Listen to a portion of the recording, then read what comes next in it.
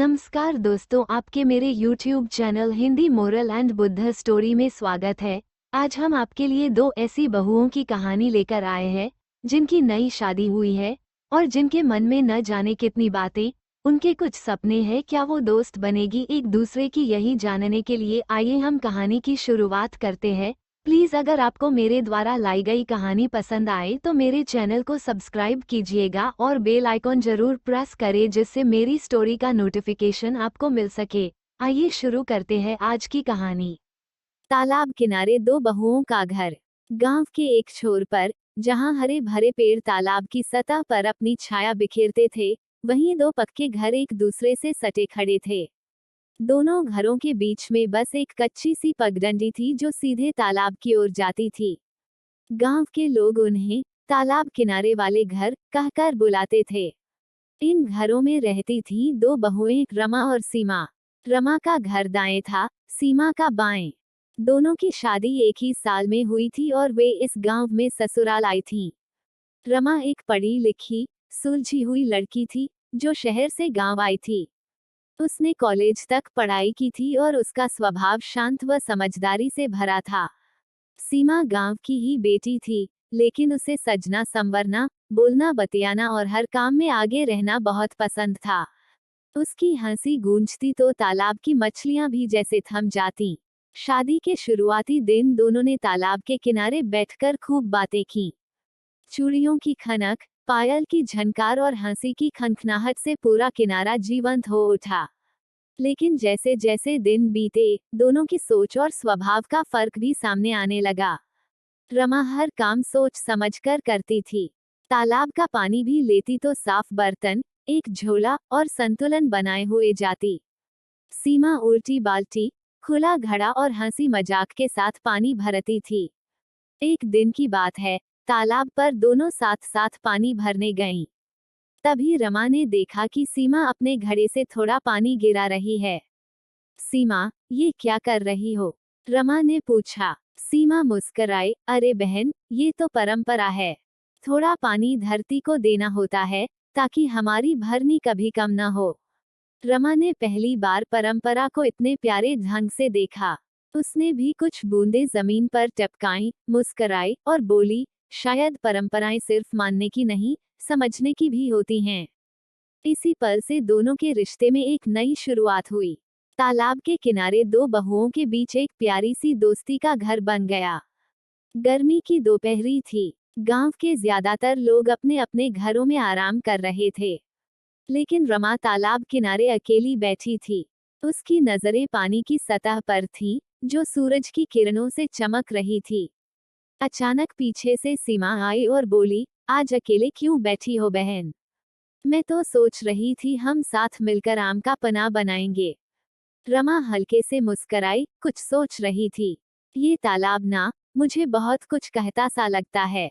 सीमा बैठ गई उसके पास। हमारे गांव की औरतें कहती हैं कि तालाब सब जानता है, किसका दुख, किसकी खुशी, किसका छिपा हुआ दर्द। रमा थोड़ी देर चुप रही, फिर बोली, क्या तुमने कभी कुछ छुपाया है किसी से, सीमा? सीमा चौंकी, लेकिन फिर मुस्कराकर बोली, बहुत कुछ।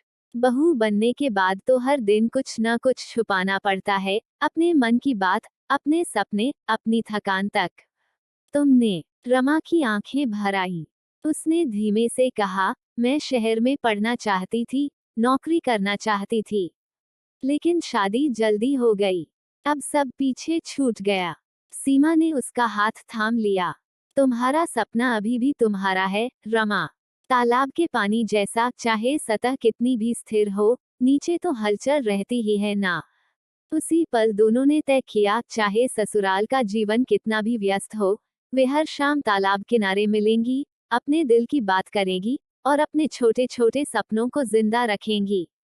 उसी शाम रमा ने अपनी पुरानी कॉपी निकाली और पहली बार गांव में कविता लिखी। तालाब की परछाई में छिपा है मेरा मन, हर लहर से पूछती हूँ, क्या मैं हूँ अभी पूर्णतन? सीमा ने वो कविता पढ़ी और ताली बजाकर कहा, तू तो छुपी हुई कवयित्री निकली।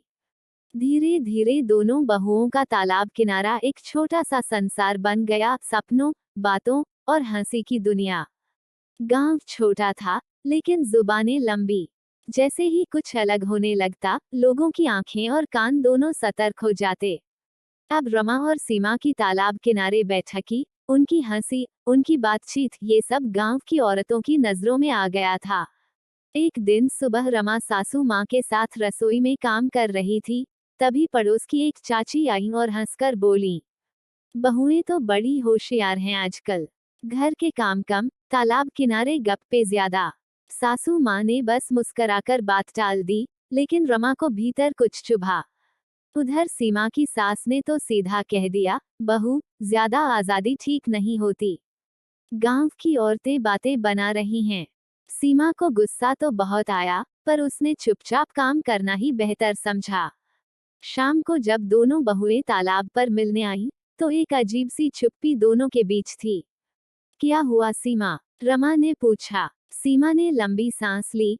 गांव की औरतों को हमारी दोस्ती भी हजम नहीं हो रही। लगता है जैसे औरतों को सिर्फ रोटियां बेलने और पर्दे में रहने की इजाजत है। रमा ने थोड़ी देर सोचा, फिर मुस्कराकर बोली, तो चलो, कुछ ऐसा करते हैं कि बात करने का बहाना भी बन जाए और काम भी।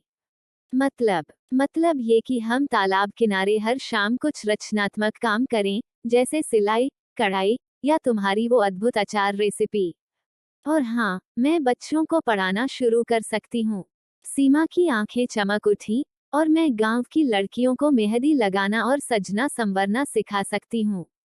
अगले ही हफ्ते तालाब किनारे एक चटाई बिछी, एक तरफ किताबें थीं, दूसरी तरफ मेहंदी, रंग बिरंगे धागे और कढ़ाई के फ्रेम। धीरे धीरे गांव की दूसरी औरतें भी जुड़ने लगीं। अब तालाब का किनारा सिर्फ दो बहुओं का अड्डा नहीं था, वह गांव की औरतों की एक खुली पाठशाला बन चुका था, जहां रोटियों से बाहर भी जिंदगी की खुशबू थी। अब तालाब के किनारे सिर्फ पानी भरने नहीं, सपने बुनने का काम हो रहा था। रमा की क्लास में गांव के कई बच्चों ने पढ़ना लिखना शुरू कर दिया था। कुछ लड़कियां तो कविता भी लिखने लगी थीं। सीमा की सिखाई हुई मेहंदी की डिजाइनें अब पास के गांवों तक मशहूर हो गई थीं। औरतें अपने हाथ से बनी चीजें हाट में बेचने लगी थीं। पर जहां बदलाव होता है, वहां विरोध भी होता है। गांव के कुछ मर्द, खासकर बूढ़े ठाकुर और कुछ गंठीले किस्म के लोग, धीरे धीरे असहज होने लगे। औरतें अब घर से बाहर ज्यादा निकलने लगी हैं। रसोई छोड़ किताबें और धागे पकड़ लिए। ये सब शहर की हवा है। एक दिन गांव की पंचायत बैठी। मुद्दा था तालाब किनारे की बहुओं की पाठशाला, गांव की संस्कृति बिगाड़ रही है।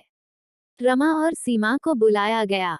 गांव के सामने बैठी दोनों बहुएं, साड़ी में, सिर ढका हुआ, पर आंखों में आत्मविश्वास था। सरपंच बोले, बहुओं, तुम लोगों ने गांव में हिलचल मचा रखी है। क्या जरूरी है ये सब करना? घर का काम ही काफी नहीं। सीमा ने आंख मिलाकर जवाब दिया, सरपंच जी, घर के काम के साथ साथ अगर हम कुछ नया सीखें, सिखाएं और दूसरों को आत्मनिर्भर बनाएं, तो इसमें गलत क्या है? रमा ने धीरे से कहा, हमने किसी को नहीं रोका, बस खुद को आगे बढ़ाया है। अगर इस तालाब की तरह साफ नीयत हो, तो उसमें हर चेहरा साफ दिखता है। सभा में कुछ देर सन्नाटा रहा। तभी एक बुजुर्ग दादी उठी, हमने भी कभी सपना देखा था पढ़ने का, पर हिम्मत नहीं जुटी। अब जब बहुएं कर रही हैं, तो रोको मत। धीरे धीरे औरतों की आवाजें उठने लगी, हमारे बच्चे अब अक्षर पहचानने लगे हैं, मैंने अपने हाथ की चूड़ियां खुद बेची और पैसे कमाए। पंचायत को झुकना पड़ा। रमा और सीमा की पाठशाला को मंजूरी मिल गई। तालाब अब सिर्फ पानी का स्रोत नहीं था, वो बदलाव का आईना बन चुका था, जहां हर औरत अपनी परछाई में खुद को पहचान रही थी। पंचायत की मंजूरी मिलने के बाद तालाब किनारे की वो पाठशाला पूरे गांव की शान बन गई। अब हर शाम वहां चहल पहल रहती, कोई सिलाई सीखता, कोई कविता पढ़ता, तो कोई बस अपने दिल की बात कहकर हल्का हो जाता। रमा ने कुछ बच्चों को इतना अच्छा पढ़ाया कि उन्होंने पास के शहर की स्कूल में स्कॉलरशिप तक पाली। सीमा की मेहंदी क्लास अब ऑनलाइन तक पहुंच चुकी थी, एक गो ने उसका वीडियो बनाकर शेयर किया था। तालाब की लहरें जैसे हर दिन नया संदेश लाती थीं। फिर एक दिन गांव में ब्लॉक ऑफिस से एक अफसर आए। उन्होंने इस पहल की रिपोर्ट सुनी और कहा, अगर आप चाहें तो ये मॉडल हम दूसरे गांवों में भी लागू कर सकते हैं। रमा और सीमा चौंक गईं। सीमा हंसी, हम तो बस दो बहुएं हैं तालाब किनारे की। अफसर मुस्कुराया, लेकिन आपने जो शुरू किया है वो एक आंदोलन है, महिलाओं को सशक्त करने वाला आंदोलन। कुछ महीनों बाद आसपास के 5 गांवों में भी तालाब पाठशाला जैसी जगहें बनने लगीं। रमा और सीमा को ट्रेनर के रूप में बुलाया जाने लगा। उन्हें गांव की तरफ से सम्मान पत्र मिला और तालाब किनारे एक छोटा सा शेड भी बना दिया गया। अब बारिश में भी सीखना रुकता नहीं था। एक दिन की बात है। रमा और सीमा तालाब किनारे बैठे थीं, जैसे उनकी दोस्ती की शुरुआत में हुआ करता था। सीमा बोली, रमा, तुझे याद है जब हमने पहली बार यहाँ बैठकर सिर्फ बातें की थीं? रमा ने हंसते हुए कहा, हाँ, और आज देख हमारी बातें पूरे गांव में गूंज रही हैं। तालाब की लहरों पर सूरज की किरणें नाच रही थीं, और उन दो बहुओं की आंखों में चमक थी, आत्मनिर्भरता की, बदलाव की और सबसे बढ़कर दोस्ती की।